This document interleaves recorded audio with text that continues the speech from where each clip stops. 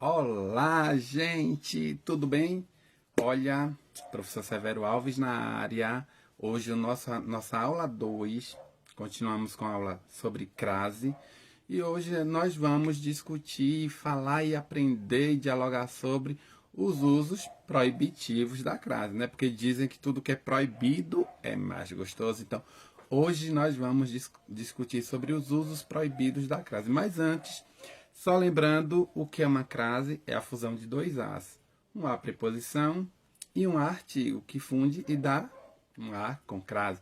Mas observem também que nós podemos também ter crase com os pronomes demonstrativos. Aquele, aqueles, aquela, aquelas, aquilo.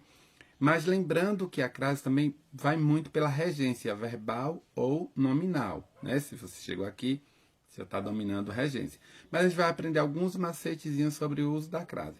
Mas antes de continuar no vídeo, curta, se inscreva, compartilhe e comente. E vai até o final, tá bom? Então, né? Dizem que tudo que é proibido é mais gostoso. Então, será que aprender os usos proibidos da crase nesse momento vai ser mais gostoso? Vamos lá, se eu já sei que a crase, regra geral, eu uso em nomes, em palavras femininas, eu já sei que em palavras masculinas eu não vou usar a crase, mas como a língua portuguesa tudo tem uma exceção. Vamos descobrir no decorrer desta aula. Qualquer dúvida, vai, bota aqui nos comentários que depois vai lá, o professor Severo vai lá e tira as dúvidas, né? Então, qual é a primeira regra do uso proibitivo da crase? Ou seja, onde você não vai colocar. Você não vai colocar antes de palavras no masculino. Por exemplo, venha comigo, ó. Entregue este vídeo a André. André é uma palavra masculina. Mas como é que eu sei que tem crase? Por causa do verbo. Porque que entrega alguma coisa a alguém, ó. A crase, ó. O a preposição aí. Só que André não é a André. É o André. Então, entregue este vídeo a André. Ou ao André. Tranquilo? Dúvidas? Então, vai comentando. Uma outra questão também que a gente vê muito, principalmente em lojas, nós não utilizamos crase antes de verbo. Observe, preços a partir de 1,99.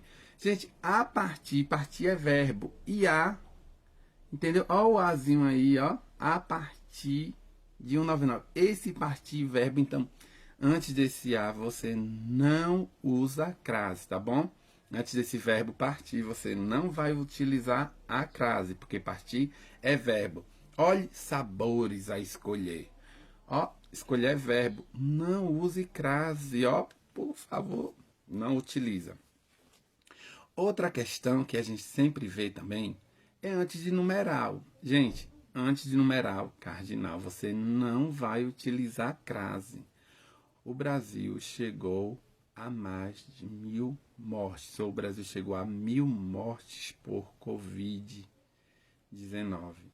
1.000 é um numeral. Você não usa crase. 1.000 mortes é muito. Mas continuando o nosso assunto, né? Então, antes de numeral, você não usa. Mas existe uma exceção antes do numeral. Qual é a exceção? Horas. Toda vez que você estiver se referindo a horas, crase obrigatória, ó.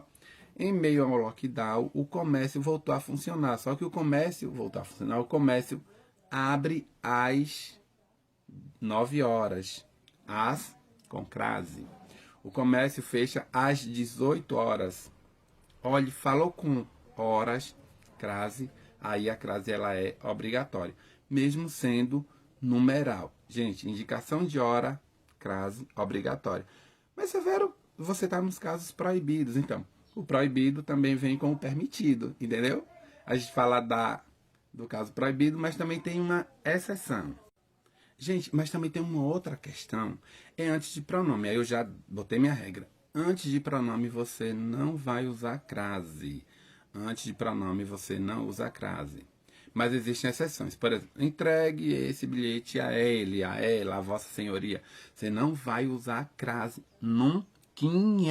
Ó, nunca. Tá bom? Olha só. Então, vou te perguntar. Agora, se eu dissesse, entregue esta carta, este e-mail à senhora. E aí, é com crase ou sem crase? Parou, pensou, pausou o vídeo. Então, existe uma exceção. Senhora, senhorita, dama e até madame, crase obrigatória. Esses são os únicos pronomes que a crase ela é obrigatória, que a gente vai rever na aula 3 dos casos obrigatórios. Então, entregue esse e-mail à vossa senhoria sem crase. Entregue este e-mail à senhora com crase. Percebeu? Então, existe essa exceção. Gente, eu estou também pensando aqui, mudando agora, nos casos e alguns casos especiais, que é casa, distância e terra. Como assim, Severo? Casos especiais? Volta aí pra gente. Então, né? Nos casos especiais, observe, casa. Cheguei à casa cedo, com crase ou sem crase? Parou, pensou? Chega, chega. Quem vai a algum lugar, já tem a preposição, mas nesse caso, cheguei à casa cedo, sem crase. Agora, cheguei à casa de Aline, pensou? É com crase. Qual a diferença? Que quando a palavra casa vier especificada, a crase ela é obrigatória. Quando ela não vier especificada, não é obrigatória. E observe que aí, cheguei à casa, observe que a preposição é justamente do verbo chegar. Cheguei à casa cedo, então não tem crase. Cheguei à casa amarela, casa de Aline. Quando você especifica, crase obrigatória. E já com a palavra terra, os marinheiros chegaram à terra. Observe quando eu digo os marinheiros chegaram à terra, chão firme. Chão firme não tem crase. Mas Severo retornou à terra natal. Aí é com crase. Por quê? Porque é cidade natal, aí é terra natal, você vai voltar com crase. E outra coisa, quando a terra se refere ao planeta Terra, crase é obrigatória também, tá bom? Agora, com a palavra distância, tem algumas questões. Primeiro, eu tenho que pensar em evitar ambiguidade. Ó. Se eu digo, eu fotografava à distância, com crase ou sem crase? Parou, pensou, respondeu. Se você respondeu que é sem crase, errou. A não ser que você esteja fotografando ao longe. Mas se você está fotografando algo à distância, é com crase. Observe a diferença, fotografava à distância do objeto. Mas se eu digo fotografava à distância sem crase, você está fotografando o nada. Então, além disso, também evita ambiguidade, tá bom? Gostou? Curte, compartilha, comenta. E é isso. Dúvidas?